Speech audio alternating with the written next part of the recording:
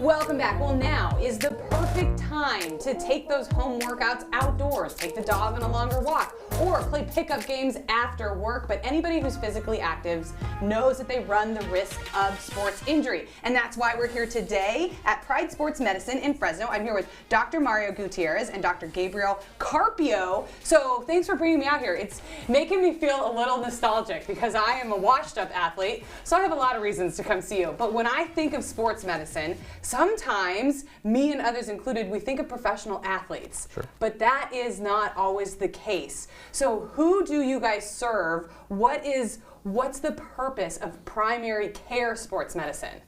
So primary care sports medicine is just that. Primary care combined with what you would experience when you're treating active individuals. I think oftentimes sports medicine is a bit of a misnomer based on the populations that we treat. Yes, we obviously work with athletes, but there's elderly who like to walk their dogs, right? And so there's arthritis, there's chronic degenerative issues that affect their ability to stay active. So our role is to keep everyone active. And because we're primary care and family medicine trained, it lets us work through, across the age spectrum. So we can work with kids, we work with adults, we work with elderly, we work with athletes, we work with non-elite level athletes, so weekend warriors, we work with people who just want to stay active, go on hikes, walk with their family, walk their dog, kind of across the board.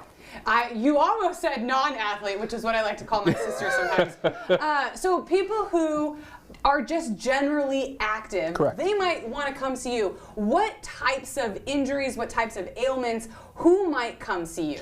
So that's also kind of a layered question too, because yes, we manage acute injuries. So because we're primary care, it's not focused on one particular body part. So we can work head to toe on everything. But we also manage skin conditions. So like in wrestling, you see a lot of certain kind of skin conditions. So we manage that piece. You see a lot of concussions in contact sports. We manage concussions as well. But it's not just injuries too. It's a lot of preventative work. So we also want to focus on how we can prevent injuries. So what things can we do to keep you active without having to deal with the what comes with an injury and what comes with the rehabilitation process. So it's across the full realm of activity. So from preventative to active management of acute injuries to return to play to management of chronic injuries that kind of resurface. So you kind of mentioned that you're a washed up athlete, but there's lots of times where you want to kind of continue to do certain things, and these lingering injuries also need to be managed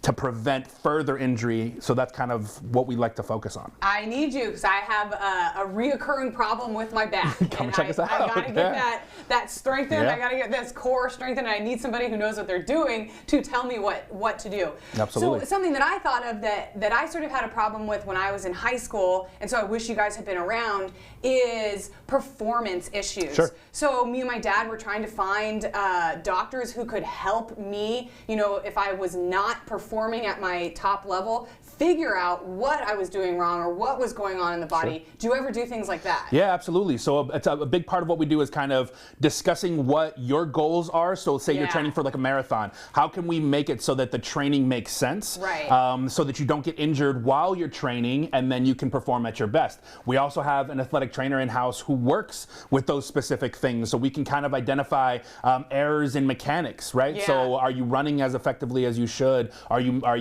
lifting in the way that you should? Are you doing your squats appropriately? Are you compensating in some way? Yeah, all coming from this medical side. Correct. Instead of your coach's knowledge. You're actually tapping into medical knowledge. So why did you guys want to bring Pride Sports Medicine to Fresno?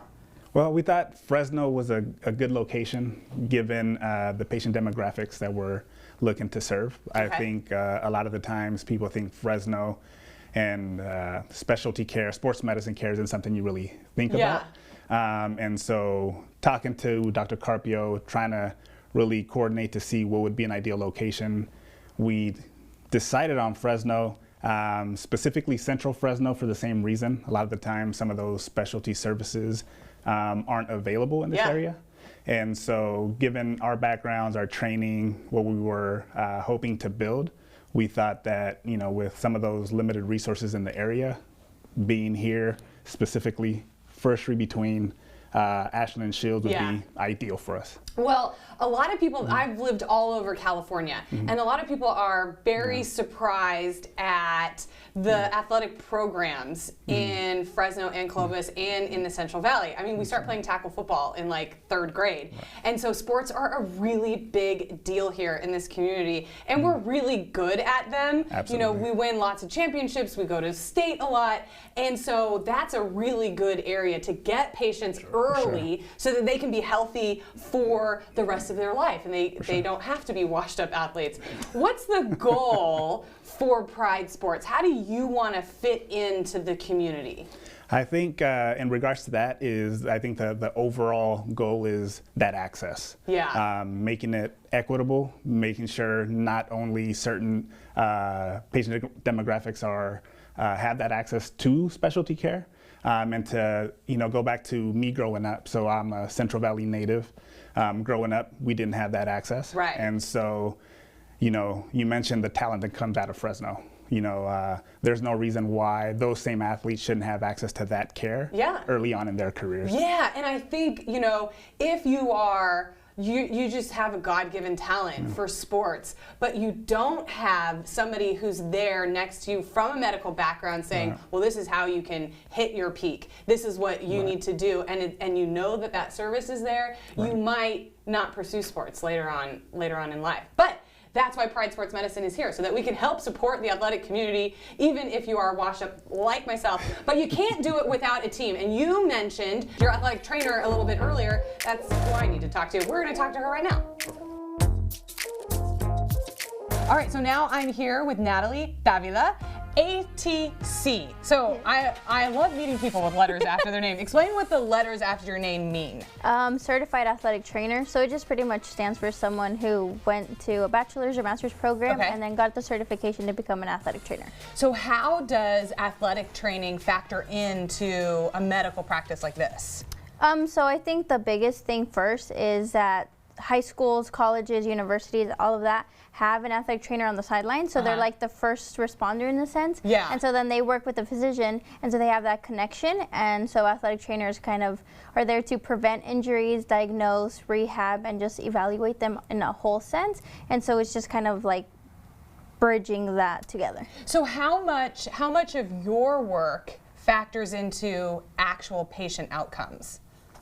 Ooh, I think a lot. I think it depends where you're at. Yeah. So before I would refer to Mario or Gabe, they're going to see me first. So let's say I'm working with you and you have like a shoulder injury and nothing's getting better. So after a certain time, I'm like, you know what? Then maybe we should get an MRI or we should get some x-rays. So I'm going to send you over to Mario and Gabe and go from there. Right. And then whatever plan they give, then we work together to get the athlete or patient back to whatever they need to do. Right. So a lot of the outcome is dependent on you. And I was talking a little bit earlier, you mentioned shoulder injuries. That doesn't always, you don't have to be an athlete to have a shoulder injury. No. Where else might you get patients? What sorts of fields do they come from? So we have athletic trainers in an industrial setting, so Cirque du Soleil, military, Disneyland, any kind of setting that you think someone is doing some physical activity, you could see an athletic trainer there. And so here in the Central Valley, it might be really important to have you here for all of our ag industries, all of our manufacturing industries. Yeah, so we have athletic trainers too at like Amazon, for instance. Yeah. So things like that. All right. Well, I'm going to have Natalie look at my back because I can't stand or sit. Pride Sports Medicine, we will have all the information online, how you can contact them, how you can become a patient so they can help you meet your peak performance. Natalie, thank you so much. Thank you. And with the passion for creating innovative solutions to grower challenges, Deer Point Group is using their knack for science and engineering to make impressive ag equipment right here in the Central Valley. We speak with them next.